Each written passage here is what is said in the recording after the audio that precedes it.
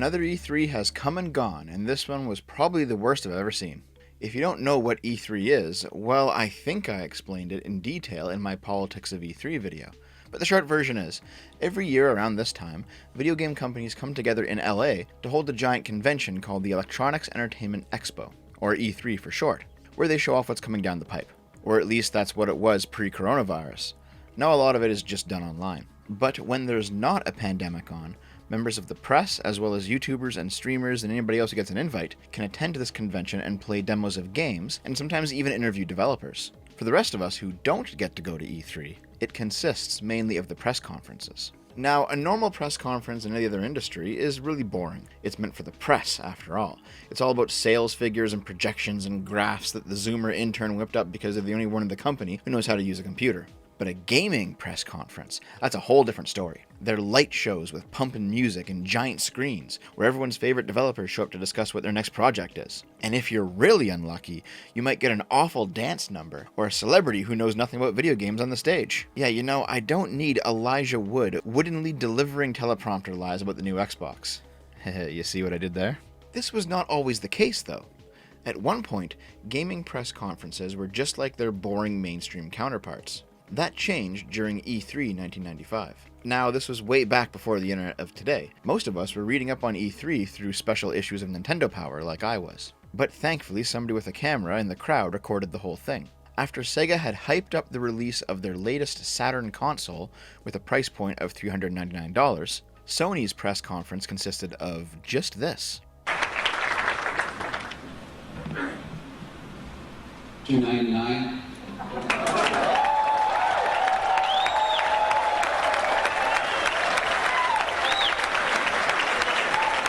Tom Kalinske of Sega was in the audience, and said to his co-workers, "Oh shit," at that announcement. This was the beginning of the end of Sega, and nearly the end of Nintendo, as the PlayStation took the top dog spot for a little while. But more importantly for us, this began the transformation of E3 press conferences from boring, official, numbers-focused events, mainly for corporate-facing audiences, into bombastic, shit-talking marketing roundhouses, where new games, hardware, and price points are announced to a lot of fanfare. VPs of companies began to double as beloved figures by gamers like Phil Spencer of Xbox, Todd Howard of Bethesda, and Reggie Fils-Aimé of Nintendo. And overall, the event became consumer-focused, designed to generate hype among the fans. E3 would remain in this ultra-fun state for approximately 20 years. Gamers genuinely look forward to these events. Personally, I still fondly remember Reggie showing up at the 2004 E3 to swing his dick around.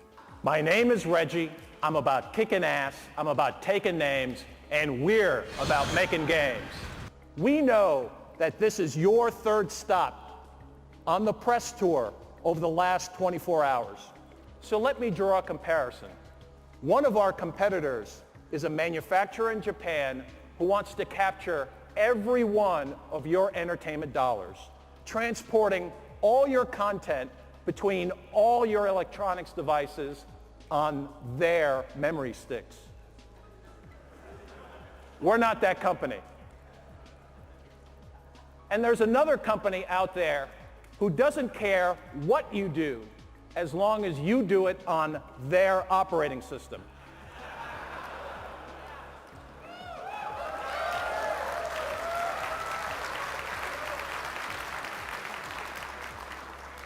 We're not that company either. People love to get excited about these events, watch official streams of the conferences, post on the internet about them from forums to 4chan. Even when a company had a truly awful showing, like Sony's 2006 conference for example, they at least turned into memes that we could all enjoy. Ridge Racer! Remember that one? The stages of the game will also be based on famous battles which actually took place in ancient Japan. So here's this giant enemy crab. Attack its weak point for massive damage. The point is, E3 was something special for a lot of us. The last truly great E3 was 2015. That was the one where the game trailers guys freaked out over Final Fantasy VII and Shenmue 3. This ain't real. It's gotta be like a movie or something. No. Go.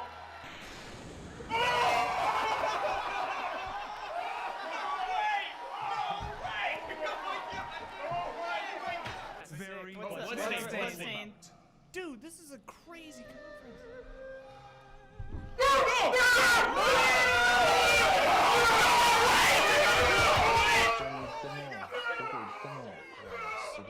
Yeah, Sony won that year. I'm bringing all this up because E3 2016 would mark a slow spiral of the event, and not necessarily because companies would have no games or poor showings. They certainly sometimes would have those things, but the important part of the conversation is what they chose to replace the games with. In the past, a company with not much to show, if they attended E3 at all, would either have a shorter conference or fill it with fluff. Nintendo in 2015 comes to mind. The Wii U was a dead system, so they filled the show with stuff like skits starring puppet versions of Miyamoto, Iwata, and Reggie, or a delicate look at the original hand-drawn level designs of the first Mario game.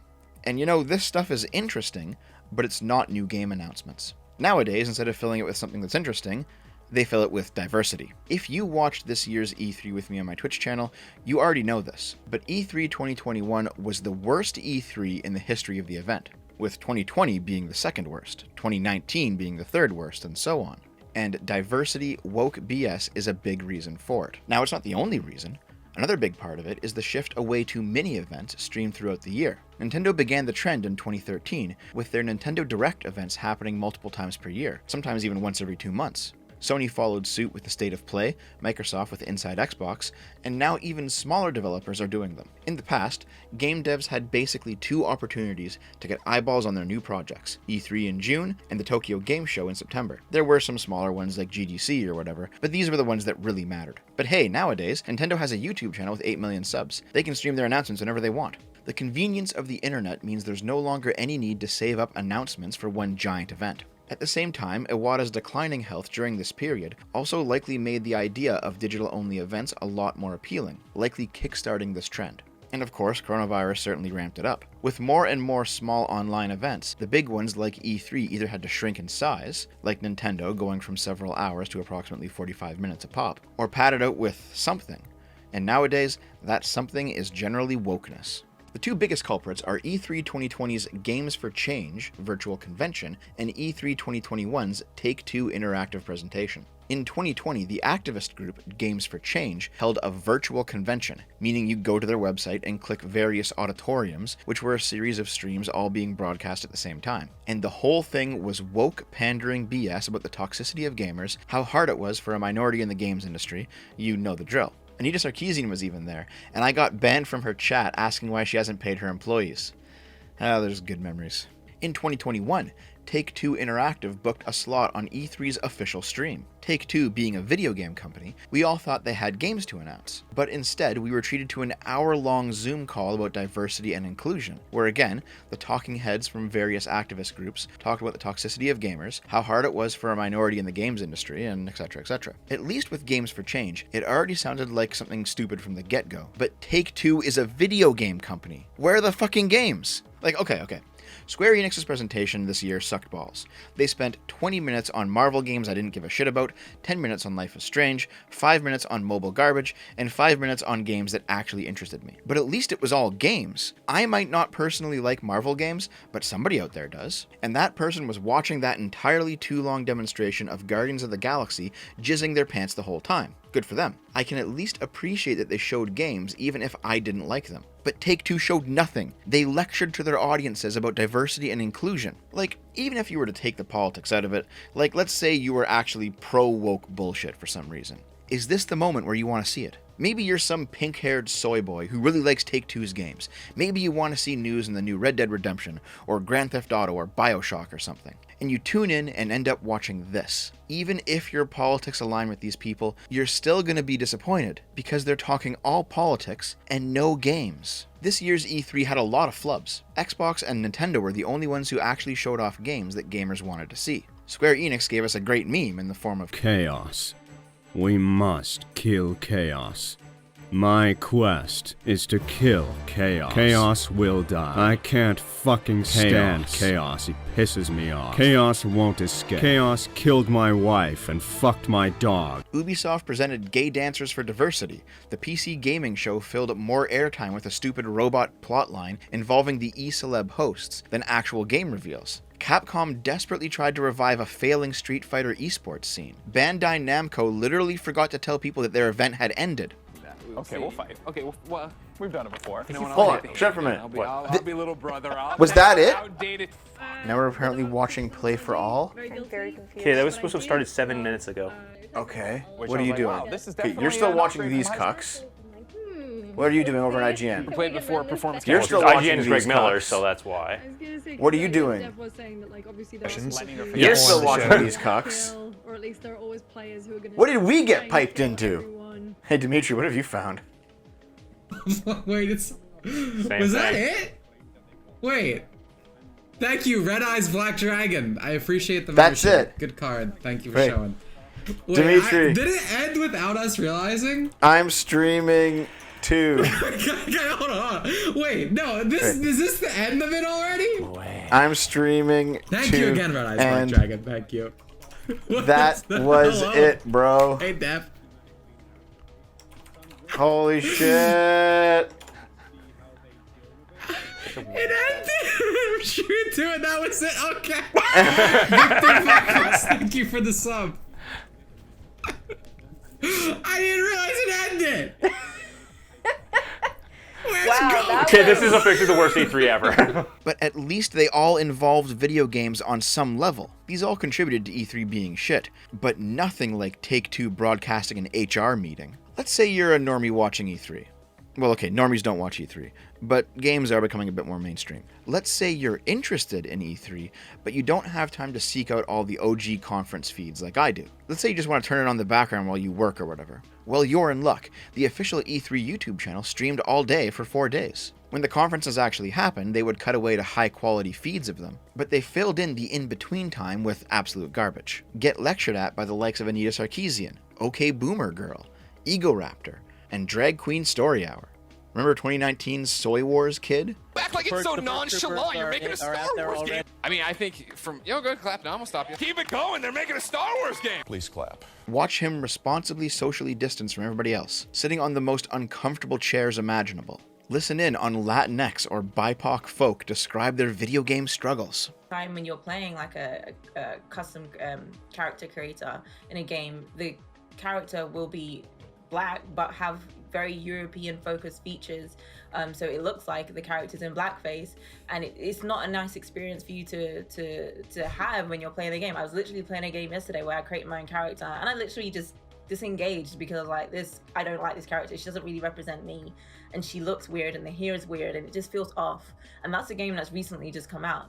So we still have a lot of work to do in this space. A lot of people online right now are declaring E3 to be dead, and yeah, it's not looking too good. They're also declaring video games to be dead, but I don't know about that. I do think that E3 is a shell of its former self, but its content hasn't died. It's simply in the process of shifting location. Kind of like how real learning no longer takes place at schools or universities. The Guerrilla Collective and Summer Games Fest events took place before E3, and while they were kinda cringy and certainly had some woke talking points, guess what else they had? Games. Over 100 video games. Some of the most interesting looking games coming this year were announced at events happening before E3 even started. I did a video a few weeks ago about my problems with the get woke, go broke hypothesis, and my main contention with it is that it's not a universal thing. Wokeness is a heavy indicator that something is going to be shit, but it's certainly possible to have something that's simultaneously good and still woke, especially when it comes to video games. A woke video game can still have good art and music and controls and level design. The issue is that if something is bad, wokeness is often the cover-up tactic. If you don't like our shitty movie filled with queef jokes, you're a fascist. But after seeing E3 this year, I think I have to tack on an addendum to that thesis. The get woke, go broke phenomenon doesn't destroy talent, it simply shifts it to a new location. Disney might own Star Wars, but the people who made Star Wars good have moved on. That does mean that there's a higher chance for Star Wars to be shit, sure, but it also means that those people are now somewhere else doing something else, and there's a good chance those new projects are good too. Same with video games. BioWare's staff have all cycled out, and so Mass Effect Andromeda was a living nightmare. But those people are now doing their own thing in different studios. YouTube was once a community, now it's a TV channel, and BitChute has taken up the mantle of a fun, unregulated video site that YouTube abandoned years ago. Awesome Games Done Quick used to be the premier speedrunning event. Now it's filled with woke activist garbage, and jokes about, trans dilator stations for some reason. I don't quite get that one. But that doesn't mean that speedrunning's dead, it just means that the forefront of the speedrunning community is taking place somewhere else right now.